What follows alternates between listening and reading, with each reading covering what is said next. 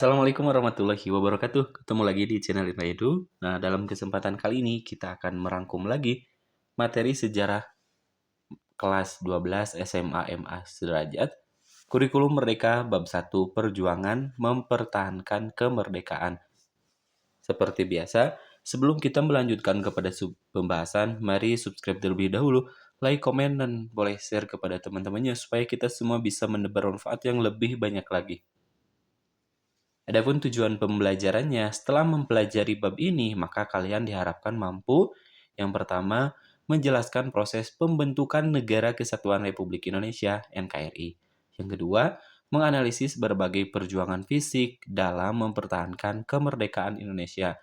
Yang ketiga, menjelaskan perjuangan diplomasi dan gerilya dalam menghadapi Belanda. Yang keempat, memahami perubahan bentuk negara dari Republik Indonesia Serikat menjadi NKRI. Yang berikutnya, menganalisis peran berbagai kelompok masyarakat dalam Revolusi Nasional Indonesia.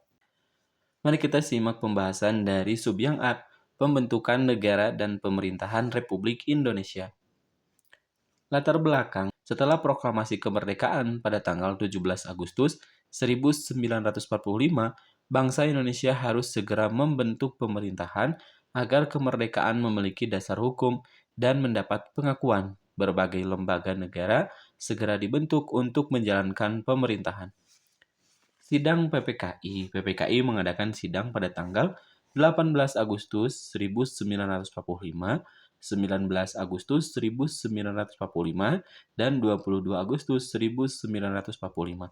Hasil sidang 18 Agustus 1945 mengesahkan Undang-Undang Dasar 1945, terus memilih Insinyur Soekarno sebagai presiden, memilih Dr. Anas Muhammad Hatta sebagai wakil presiden, dan membentuk KNIV. Adapun hasil sidang pada tanggal 19 Agustus 1945 menetapkan pembagian wilayah Indonesia menjadi 8 provinsi, membentuk kementerian, dan menetapkan pemerintahan daerah. Hasil sidang pada tanggal 22 Agustus 1945 membentuk Komite Nasional Indonesia, membentuk Partai Nasional Indonesia Rencana, dan membentuk Badan Keamanan Rakyat atau BKR. Yang ketiga, pembentukan lembaga negara. Beberapa lembaga yang dibentuk antara lain yaitu Presiden, Wakil Presiden, KNIP, BKR, Kementerian, serta pemerintahan daerah, dan semua lembaga tersebut menjadi pondasi awal berdirinya Republik Indonesia. Pembahasan yang kedua yaitu pergolakan di awal revolusi. Setelah kemerdekaan diproklamasikan, Indonesia menghadapi ancaman besar dari Jepang yang masih bersenjata, serta kedatangan sekutu yang diboncengi Belanda melalui nikah. Bangsa Indonesia kemudian melakukan perjuangan fisik di berbagai daerah. 1. Perebutan senjata dan pengambilan kekuasaan dari Jepang. Tujuannya untuk melucuti tentara Jepang, menguasai kantor pemerintahan, serta mengambil alih gudang senjata. Daerah yang melakukan perebutan senjata diantaranya Jakarta, Bandung, Semarang, Surabaya, Yogyakarta, Aceh. Perjuangan ini memperkuat kekuatan militer Indonesia. Yang kedua, kedatangan sekutu dan nikah. Sekutu datang dengan tujuan melucuti tentara Jepang, membebaskan tawanan perang. Namun, pada praktiknya, sekutu membawa nikah yang ingin mengembalikan kekuasaan Belanda. Hal ini memicu berbagai pertempuran. Di antaranya pertempuran Medan Area pada tahun 1945. Penyebabnya, tentara sekutu dan nikah berusaha menguasai kota Medan, tokohnya Ahmad Thohir. Hasilnya, rakyat Sumatera Utara melakukan perlawanan besar sehingga muncul istilah Medan Area. Pertempuran yang kedua yaitu Bandung Lautan Api pada tanggal 23 Maret 1946. Penyebabnya, sekutu memerintahkan rakyat Bandung meninggalkan kota. Tokohnya Muhammad Toha, Kolonel Ahmad Sution. Peristiwa rakyat membakar kota Bandung agar tidak dimanfaatkan musuh. Maknanya, lebih baik hancur daripada dijajah kembali. Pertempuran yang ketiga yaitu Palangan Ambarawa pada tahun 1945. Tokohnya Kolonel Sudirman. Penyebabnya, sekutu menyerang Ambarawa, strategi menggunakan supit urang. Hasilnya, pasukan Indonesia berhasil mengusir sekutu, serta kemenangan ini mengangkat nama Sudirman hingga diangkat menjadi Panglima Besar TNI. Yang berikutnya pertempuran Surabaya pada tanggal 10 November 1945 merupakan pertempuran terbesar dalam Revolusi Indonesia. Penyebabnya, Sekutu mengultimatum rakyat Surabaya agar menyerahkan senjata. Tokohnya Bung Tomo, Gubernur Suryo, dan Jenderal Malabé. Jalannya pertempuran, rakyat Surabaya melakukan perlawanan sengit selama berminggu-minggu. Adapun dampaknya, yaitu ribuan pejuang gugur, tanggal 10 November diperingati sebagai Hari Pahlawan. Kedatangan Sekutu Danika yaitu menyebabkan pertempuran yang berikutnya adalah pertempuran Palembang. Penyebabnya Belanda ingin menguasai kilang minyak, hasilnya terjadi perlawanan besar rakyat Palembang terhadap Belanda. Yang berikutnya adalah Puputan Margarana pada tanggal 20 November 1946. Tokohnya I Gusti Ngurah Rai. Peristiwa pasukan Bali melakukan perang habis-habisan atau disebut juga dengan Puputan. Maknanya, perjuangan sampai titik darah penghabisan. Pertempuran yang berikutnya adalah Pertempuran Makassar. Penyebabnya, Belanda berusaha membentuk negara federal. Tokohnya Robert Walton Mongisidi. Hasilnya, terjadi perlawanan rakyat Sulawesi Selatan terhadap Belanda. Pembahasan yang ketiga, yaitu perjuangan diplomasi dan gerilya. Selain Perang Indonesia juga melakukan perjuangan melalui jalur diplomasi. Yang pertama, Perjanjian Linggarjati pada tahun 1946. Isi dari Perjanjian Linggarjati yaitu Belanda mengakui Republik Indonesia secara de facto atas Jawa, Madura, dan Sumatera, serta akan dibentuk Republik Indonesia Serikat. Dampaknya, Belanda tetap melanggar perjanjian. Yang kedua yaitu agresi militer Belanda I pada tahun 1947. Belanda menyerang wilayah Republik Indonesia, dan Indonesia membawa masalah ini ke Perserikatan Bangsa-Bangsa atau PBB.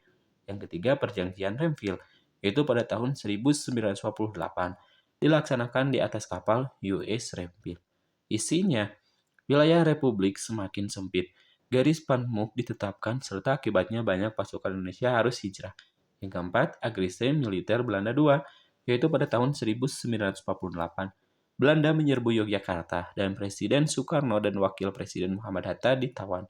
Yang kelima, Pemerintahan Darurat Republik Indonesia (PDRI), tokohnya Syarifuddin Prawiranegara. PDRI dibentuk di Bukit Tinggi agar pemerintahan tetap berjalan. Yang keenam, Perang Gerilya, tokohnya Jenderal Sudirman. Walaupun sedang sakit, beliau memimpin perang gerilya selama sekitar 7 bulan. Adapun tujuannya menunjukkan Republik Indonesia masih ada dan menguras kekuatan Belanda.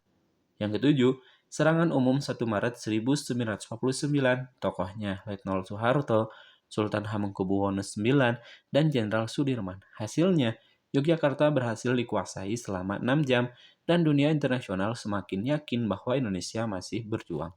Yang kedelapan, perundingan Röhm-Royen menghasilkan kesepakatan Belanda menghentikan operasi militer dan pemerintahan Republik Indonesia kembali ke Yogyakarta. Yang kesembilan, Konferensi Meja Bundar atau KMB dilaksanakan di Den Haag pada tahun 1949. Hasilnya, Belanda mengakui kedaulatan Indonesia dan dibentuk Republik Indonesia Serikat atau RIS. Pembahasan yang keempat, yaitu perubahan dari RIS menuju NKRI. Perubahan dari RIS menuju NKRI, Republik Indonesia Serikat dibentuk pada tanggal 27 Desember 1949. Namun, rakyat lebih menginginkan negara kesatuan. Negara-negara bagian satu persatu bergabung ke Republik Indonesia. Akhirnya, pada tanggal 17 Agustus 1950, Indonesia kembali menjadi Negara Kesatuan Republik Indonesia atau NKRI. Penyebab bubarnya RIS tidak sesuai cita-cita proklamasi. Yang kedua, dianggap buatan Belanda. Yang ketiga, dukungan rakyat sangat kecil. Yang keempat, semangat persatuan sangat kuat. Pembahasan yang kelima, peran rakyat dalam revolusi nasional. Perjuangan mempertahankan kemerdekaan dilakukan oleh seluruh rakyat Indonesia. 1. Peran perempuan.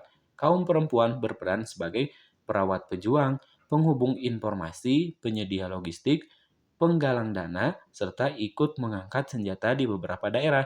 Adapun tokohnya, Laksana Malahayati, Inspirasi Perjuangan, SK Trimurti, Maria Ulpah Santoso, serta perempuan juga aktif dalam organisasi perjuangan dan pendidikan. Yang kedua, peran seniman dan sastrawan. Para seniman membangkitkan semangat nasionalisme melalui lagu perjuangan, puisi, lukisan, drama, dan poster. Adapun tokohnya, Hairil Anwar, Ismail Marzuki, Apandi, karya mereka menjadi alat propaganda perjuangan. Yang ketiga, peran pelajar dan mahasiswa. Peran pelajar dan mahasiswa ikut menjadi anggota Laskar Perjuangan. Yang kedua, mengikuti demonstrasi. Yang ketiga, menyebarkan informasi kemerdekaan. Yang keempat, menjadi kurir. Yang kelima, membantu logistik. Yang keenam, menjadi pejuang bersenjata. Yang ketujuh, semangat pemuda menjadi salah satu kekuatan utama mempertahankan kemerdekaan Indonesia. Kesimpulan dari bab ini, perjuangan mempertahankan kemerdekaan Indonesia dilakukan melalui dua jalur utama, yaitu perjuangan fisik, bersenjata, dan perjuangan diplomasi. Berbagai pertempuran heroik di seluruh Indonesia menunjukkan semangat pantang menyerah rakyat dalam mempertahankan kemerdekaan. Di sisi lain, diplomasi di forum internasional berhasil memperoleh pengakuan kedaulatan Indonesia. Keberhasilan tersebut merupakan hasil kerjasama seluruh elemen bangsa, mulai dari pemerintah, TNI, pejuang daerah, perempuan, seniman, pelajar, hingga masyarakat umum yang akhirnya mengantarkan Indonesia kembali menjadi Negara Kesatuan Republik Indonesia NKRI pada tanggal 17 Agustus 1950. Sekian dan terima kasih. Sampai jumpa di video berikutnya. Semoga bermanfaat. Kami akhiri. Assalamualaikum warahmatullahi wabarakatuh.